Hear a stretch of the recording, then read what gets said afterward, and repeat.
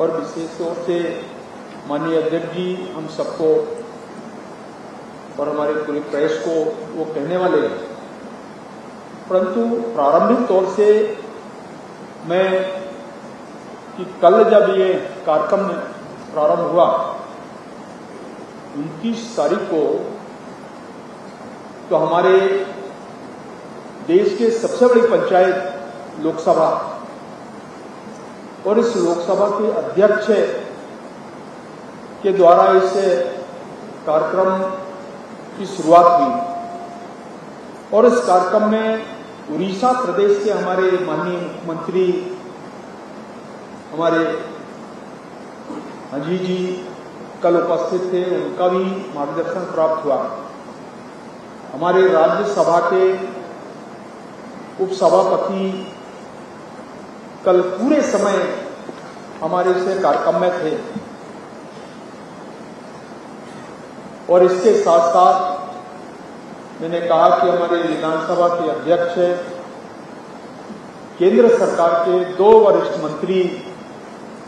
आदरणीय जुएल ओराम जी जो हमारे जनजातीय कल्याण मंत्री हैं, उनका भी कल मार्गदर्शन प्राप्त हुआ और हमारे भारत सरकार में जो शिक्षा विभाग का काम देखते हैं ऐसे आदरणीय धर्मेंद्र प्रधान जी हमारे इस कार्यक्रम में, उनका भी कल मार्गदर्शन प्राप्त हुआ है। और मैं ये कह सकता हूं कि देश के लिए हम दिल्ली से बाहर निकल करके पहली बार अनुसूचित जनजाति और जातियों के बारे में, अगर समितियों के बारे में, राज्य विधान सभाओं की समितियों के बारे में कोई इस प्रकार का राष्ट्रीय सम्मेलन अगर कोई संपन्न हुआ है, तो इसका पूरा श्रेय मैं हमारे लोकसभा स्पीकर आदरणीय ओम बिरला जी को देता हूं कि उनने जनजातीय समाज, अनुसूचित समाज,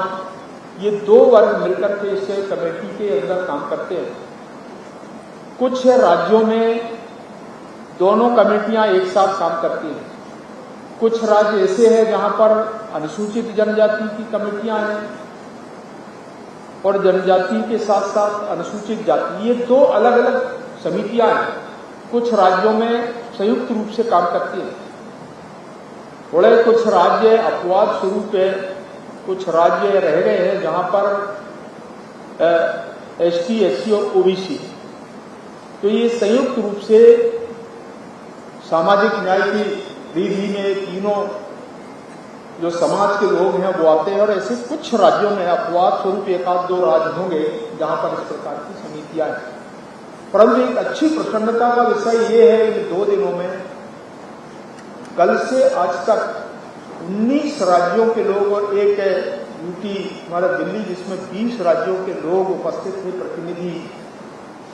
हमारी संसदीय कमेटी जो लोकसभा, राज्यसभा, ऐसे लोकसभा से 20 माननीय सदस्य रहते हैं, लोकसभा से, राज्यसभा के हमारे 10 मेंबर रहते हैं। ऐसे संयुक्त रूप से एक संसदीय समिति जो बनी है आदरणीय बिरला जी के नेतृत्व में, वो समिति काम कर रही है। उनमें से हमारे सदस्य 18 ऐसे मेंबर आए थे, उनमें से 8 सदस्यों ने इस पूरे कार्यक्रम में जिन्हें सुझाव दिए, भागीदारी की। 14 ऐसे राज्य हैं जहां पर सभापति हमारे राज्यों के, राज्य विधानसभाओं के, उनके सभापतियों की भागीदारी हुई। कुछ उपसभापति हैं, उनकी भागीदारी हुई। हमारे राज्यों के जो प्रतिनिधि हैं, विधायक, विधान परिषद के सदस्य, ऐसे राज्य सरकारों के जो प्रतिनिधि हैं, राज्य विधानसभाओं के, उनका भी पार्टिसिपेशन हुआ है। ऐसे बड़ी संख्या में अगर मैं ये कहूं कि त्रिपुरा जैसे प्रदेश से लोग आए, मेघालय, आसाम, आप केरल, तमिलनाडु, आंध्रा, तेलंगाना, यहाँ कर्नाटक, अगर ये पहाड़ी क्षेत्र आप देखेंगे तो हिमाचल प्रदेश, हरियाणा, अगर इधर इंडिया के अंदर देखें तो हमारे राजस्थान, गुजरात, उत्तर प्रदेश, मध्य प्रदेश, छत्तीसगढ़ और हमारे उड़ीसा प्रदेश के मंत्रीगण यहाँ उपस्थित थे और हमारे विधायक। ये कल के जो कार्यक्रम हुआ उसमें इस प्रकार की पूरी गतिविधियां रही। बहुत महत्वपूर्ण सुझाव कल आए हैं और आज समापन के अवसर पर उड़ीसा प्रदेश के महामहिम राज्यपाल जी का आज उनका मार्गदर्शन प्राप्त हुआ। समापन समारोह आज उनके हाथों से हुआ और आज बाकी हमारे लोकसभा स्पीकर साहब का भी आज इस यूनिटी सेशन में उनका बहुत प्रभावकारी मार्गदर्शन प्राप्त हुआ है। हमारे राज्यसभा के सभापति जी का भी, हमारे विधानसभा उड़ीसा के अध्यक्ष जी का और आज हमारे डिप्टी सीएम हमारे उड़ीसा से हैं बहन,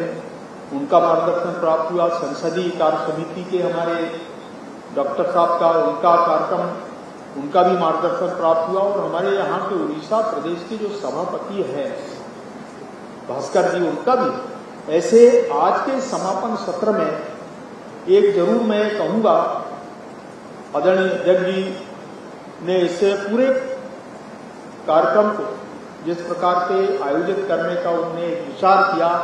विशेष तौर से अनुसूचित जाति जनजाति वर्गों के लिए, और इसलिए मैं बार बार इस बात के लिए बधाई देता हूं अध्यक्ष जी को कि इस पहले अनुभव के आधार पर मैं कह सकता हूं कि आप लोगों को भी ध्यान में आया होगा कि कई ऐसे महत्वपूर्ण निर्णय इन वर्गों के लिए जो हमारे डॉक्टर भीमराव अम्बेडकर जी ने जो संवैधानिक दृष्टि से जो प्रावधान किए हैं, रिजर्वेशन पॉलिसी पर 15% एससी का, 7.5% एससी का, ये जो प्रावधान और बाकी हमारे जितने भी सीबीएसई है देश भर के, उनके अंदर उनकी रिजर्वेशन पॉलिसी पर, उनके संरक्षण के बारे में, प्रमोशन के बारे में और बैंकिंग सेक्टर के अंदर जहां जहां पर भी हमारे पास जो विषय आए हैं, ऐसे देश भर में बैंकों के बारे में लगभग 32 ऐसे मंत्रालय भारत सरकार हो या राज्यों के अंदर हो, उनके अंदर ही हमने जहां भी ऐसा अनुभव आया है, विशेषकर कल उल्लेख हुआ है, कल आदरणीय जी ने शिक्षा के क्षेत्र में एक अभूतपूर्व परिवर्तन उन्हें किया है, उसका भी उल्लेख यहाँ हुआ है। और इसलिए मैं आप सब प्रेस के मित्रों को कहूंगा कि हमारे माननीय अध्यक्ष लोकसभा ओम बिरला जी आपसे विस्तार से बातचीत करेंगे। मैं प्रारंभिक तौर से जो कल 29 को प्रारंभ होकर के आज 30 तारीख को ये समापन हुआ है, इससे 2 दिन की जो गतिविधियों के बारे में मैंने आप लोगों को ये जानकारी देने का प्रयास किया है।